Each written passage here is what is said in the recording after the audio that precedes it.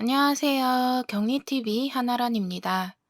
이번 시간에는 한 달 월급으로 쉽게 알아보는 회계 원리와 분계에 대해 알아보려고 하는데요. 수업료는 좋아요와 구독, 알림 설정과 댓글입니다. 멤버십 한정 영상과 개인 맞춤 가외, 격리 업무 대행 서비스도 많은 관심 부탁드려요. 그럼 시작할게요. 먼저 회계란 무엇일까요? 회사의 재무 상태와 경영 성과를 알기 위해 회사에서 일어나는 회계 거래를 분계해서 장부에 기록하는 일을 말합니다. 장부에 기록하는 것을 기장이라고도 하죠. 회사에서 일어나는 회계 거래에 맞는 계정 과목을 사용하여 차변, 대변으로 나눠 분계합니다. 그럼 이 계정 과목은 크게 5가지가 있습니다. 자산, 부채, 자본, 수익, 비용인데요. 회계 원리를 공부하시면 제일 먼저 나오죠. 자산은 우리 회사 거, 내 거인 자산이고, 부채는 남의 거입니다. 자본은 맨 처음에 투자한 돈과 지금까지 이익이 난 돈이고요. 수익은 매출이고, 비용은 매출이 일어나는 데 드는 비용, 관리하는 데 드는 비용이 있습니다. 자산, 부채, 자본으로 재무 상태를 나타내고, 수익과 비용으로 경영 성과를 나타냅니다. 그럼 이 5가지의 계정 과목을 차변과 대변으로 나누어 표기하는데요. 자산이 차변에 오면 증가하고 대변에 오면 감소한다는 뜻입니다. 부채와 자본은 반대로 대변에 오면 증가, 차변에 오면 감소한다는 뜻입니다. 수익은 대변에서 발생되고 비용은 차변에서 발생됩니다. 이를 거래의 판료소라고도 하는데요. 이걸 꼭 외워두셔야 합니다. 이 개념이 확실하게 잡혀야 장부 보는 것에도 물론 격리 실무에 큰 도움이 됩니다. 그리고 분계하실 때 주의하셔야 할 점이 있습니다. 바로 대차평균의 원리인데요. 차변과 대변의 금액의 합은 항상 서로 같아야 합니다. 분계하실 때 차대변 서로 금액이 다르면 그건 틀린 분계입니다. 이를 주의하시면서 분계하시기 바랍니다. 그럼 이제 본격적으로 직장인의 한 달 월급을 가지고 사용한 가계부를 보고 회사에서 하는 분계로 바꿔봅시다. 이 가계부가 회사의 입출금 내역이라고 바꿔서 생각해 볼게요. 먼저 4월 1일 월급 250만 원 중 4대 보험료와 근로소득세 지방세를 공제하고 차인 지급액 224만여 원이 월급 통장에 입금되었습니다. 그럼 여기서 월급 250만 원은 매출이 발생된 것입니다. 왜 매출이냐면 한 달 동안 일해서, 즉 용역을 제공해서 받은 대가이기 때문에 매출로 인식했습니다. 이 월급에서 공제한 4대 보험료와 근로소득세, 지방세는 비용입니다. 회사에서 공제하고 지급해서 실제로 통장에 입금된 금액만큼 자산이 증가가 된 것이고요. 실제로 들어온 금액만큼만 반영하는 게 아니라 월급에서 공제된 4대 보험료와 원천세도 나의 세금을 회사가 대신 공제해서 납부해 주는 것이라 내 세금입니다. 그래서 같이 반영해야 하는데요. 이를 분계해서 보면 차변에는 실제로 들어온 224만여 원만큼 자산, 즉 통장에 들어왔으니 보통 예금이 증가되었다는 의미로 차변에 오고요. 4대 보험료는 보험료로 22만 1,300원이, 근로소득세와 지방세는 세금과 공과로 36,920원이 비용 발생으로 차변에 옵니다. 세전 금액인 월급 250만 원은 매출로 대변에 오게 됩니다. 다음 4월 1일 적금 100만 원을 납입했다. 월급 통장에서 적금 통장으로 100만 원을 이체한 것인데요. 그럼 월급 통장에서 100만 원이 출금된 것은 자산이 감소한 것이고, 적금 통장으로 100만 원이 입금된 것은 자산이 증가한 것입니다. 단순히 통장을 이체한 것도 분개해야 하는 것인데요. 이를 분개해 보면 적금은 정기적금이라는 계정 과목을 사용하여 자산이 늘어난 것으로 차변해 오게 됩니다. 다음 월급 통장에서 돈이 나간 것은 대변에 와서 줄어들었다라는 표시로 보통 예금 100만 원이 오면 됩니다. 다음 월급날이라 친구를 만나 치맥을 했네요. 4만 5천 원을 지출했습니다. 치킨과 맥주를 사 먹은 것은 비용이 발생된 것이죠. 4만 5천 원이 월급 통장에서 빠져나간 것은 자산이 감소된 것입니다.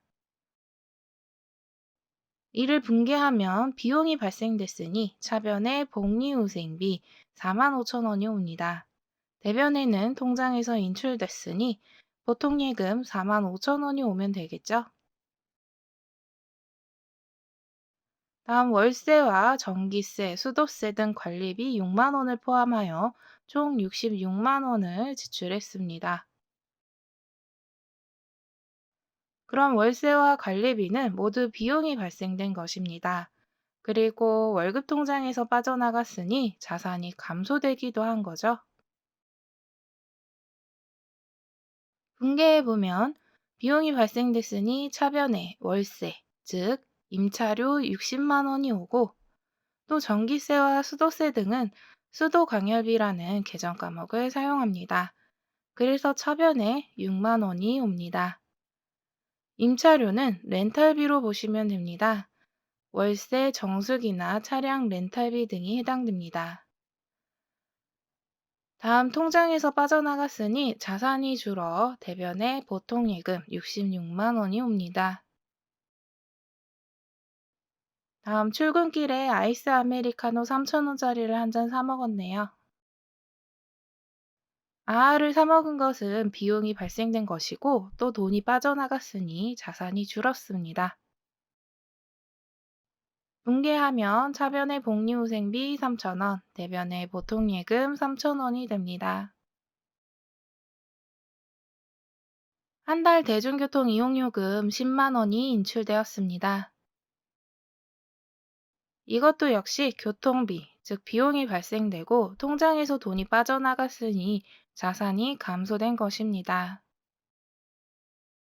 그럼 차변에 여비교통비 10만 원이고 대변에는 보통예금 10만 원입니다. 다음 핸드폰 요금 8만 8천 원을 지출했습니다. 핸드폰 요금도 비용이죠. 그리고 월급 통장에서 빠져나갔으니 자산이 감소된 것입니다. 만약 이런 비용을 바로바로 통장에서 빠져나가는 것이 아니라 신용카드로 결제했다면 부채가 늘어나는 것입니다. 신용카드는 나중에 한 달치의 신용카드 사용 금액이 한꺼번에 빠져나가니, 이렇게 건건이 카드를 사용했을 때에는 아직 지급하지 않은 돈으로 부채 중 미지급금이 됩니다. 근데 여기서는 통장에서 바로 빠져나갔으니 그것대로 분개하면 차변에 통신비 8만 8천 원, 대변에 보통예금 8만 8천 원입니다. 다음 직장 동료 결혼식에 부조금을 5만 원 했네요. 뭐 5만 원이면 적당하죠?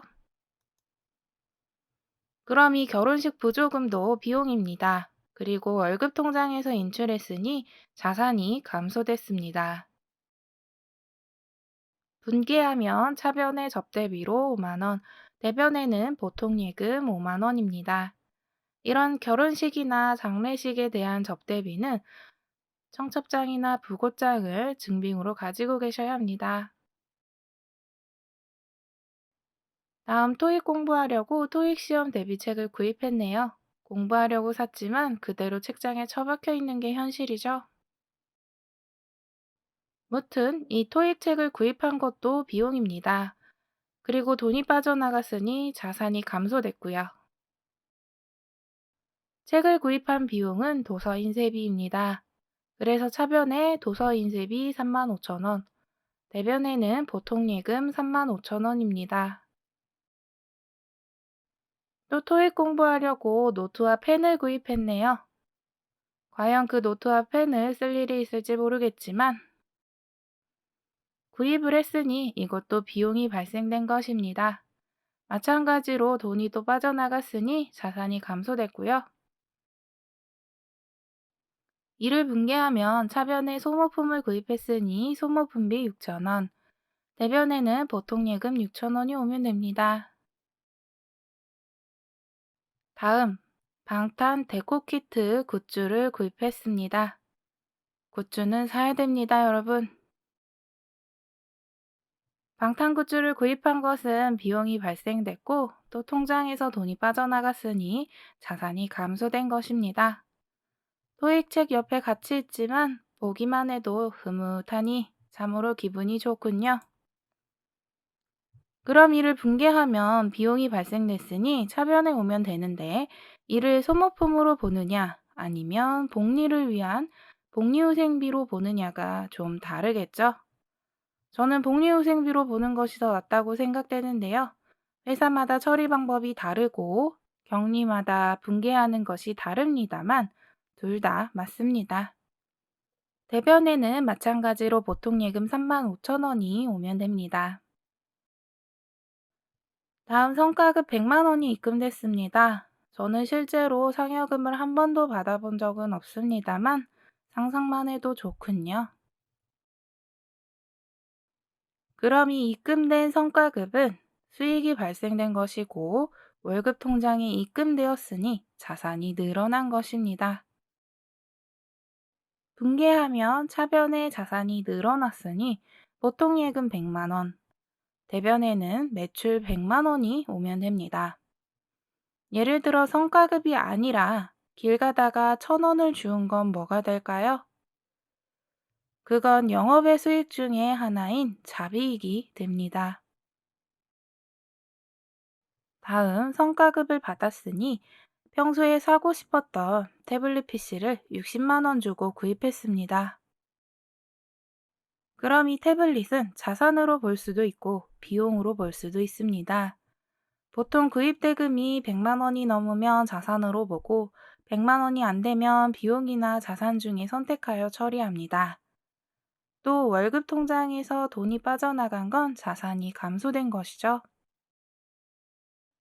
그럼 이 태블릿을 자산으로 보면 비품이라는 계정 과목을 사용하고 비용으로 본다면 소모품비를 사용합니다.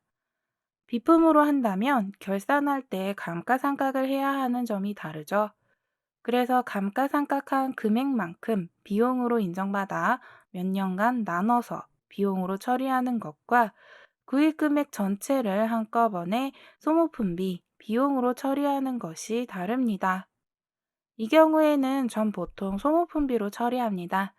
그리고 대변에는 보통 예금 60만 원이 오면 됩니다. 다음 친구가 급하게 빌려달라고 해서 30만 원을 빌려줬습니다. 친한 친구인가 보네요. 그럼 이렇게 빌려준 것은 내가 다시 받아야 하는 권리가 생긴 것이므로 자산이 늘어난 것입니다. 또 월급 통장에서 빠져나갔으니 자산이 감소된 것이기도 하죠. 그래서 분개하면 차변에 자산이 늘어나 단기대여금이라는 계정 과목으로 30만 원이 오고 대변에는 보통 예금 30만 원이 오면 됩니다. 마지막 거래입니다. 친구한테 빌려준 30만 원을 다시 돌려받았네요. 하루 만에 돌려주고 아주 좋은 친구입니다. 친구에게 돌려받은 것은 내가 받아야 하는 권리가 없어진 것으로 자산이 감소된 것이고, 통장에 입금된 것은 자산이 증가된 것이죠. 따라서 차변에는 보통 예금 30만 원, 대변에는 자산이 줄어든 것으로 단기 대여금 30만 원이 오면 됩니다. 그럼 통장에는 월급이 들어오고 적금도 붙고 굿즈도 사고 이것저것 해서 4월 말일에 60만 원 정도 남았습니다.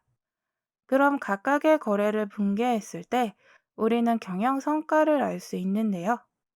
경영 성과는 손실이 났냐, 이익이 났냐 알 수가 있는 거죠. 일단 돈이 남았으니 이익이 난 것 같은데 한번 자세히 알아보죠. 분개한 것을 가지고 손익계산서를 만들어 보았습니다. 수익은 매출이며 매출은 월급과 성과급이었죠. 그리고 각종 비용들이 쭉 있고 남은 이익은 160만 원 정도입니다. 근데 아까 예금 잔액은 60만 원 정도죠? 100만 원 정도 차이가 납니다. 대체 왜 그럴까요? 바로 자산과 부채, 자본은 재무 상태를 나타내지 경영 성과에는 포함되지 않습니다. 그래서 손익을 계산할 때는 포함하지 않고 빼야 하죠. 그래서 여기 적금을 붓고 친구에게 돈을 빌려주고 다시 받은 것. 이 거래들은 자산이 늘어나고 줄어든 거래로 손익계산에는 포함되지 않습니다. 그래서 이를 제외한 것으로 분개한 걸 토대로 손익계산을 하면 실제 잔액과는 다르게 됩니다. 회사는 보통 12월 말일자로 결산을 하죠. 그럼 그때 보유한 통장 잔액은 많은데 손익은 마이너스인 경우도 있고 반대로 이익은 많은데 통장에 돈은 얼마 없는 경우도 있습니다. 그럼 여기까지 한 달 월급으로 회사에서 하는 분개를 알아보았는데요. 회계 원리, 분개가 어렵다는 분들에게 좀 더 쉽게 다가갈 수 있도록 만들어 보았습니다.